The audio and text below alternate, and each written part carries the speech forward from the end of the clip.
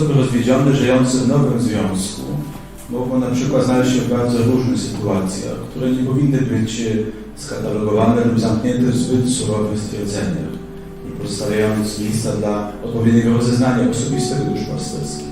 Czym inny jest drugi związek, który umocnił się czasem z nowymi dziećmi, ze sprawdzoną wiernością, wielkodusznym poświęceniem, zaangażowaniem chrześcijańskim, świadomością nieprawidłowości swojej sytuacji, wielką trudnością, by cofnąć się wstecz, bez poczucia sumieniu, że popadłoby się w nowe winy.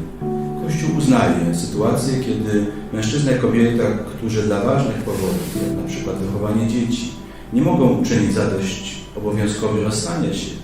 Istnieje także przypadek osób, które podjęły wysiłek, aby ratować pierwsze małżeństwo i doznały niesprawiedliwego porzucenia, lub tych, którzy zawarli nowy związek ze względu na wychowanie dzieci, często w sumieniu subiektywnie pewni, że poprzednie małżeństwo zniszczone w sposób nieodwracalny nigdy nie powróci, ale także naprawiając to, co można było naprawić. Nie? Wszystko to, co mogli naprawić, naprawili, co było realne, co było możliwym krokiem, realnym krokiem. Chrześcijaństwo opiera się na zmyśle realności. Wszystkie realne, możliwe kroki zostały spełnione, żeby możliwie popełnione krzywdy naprawić.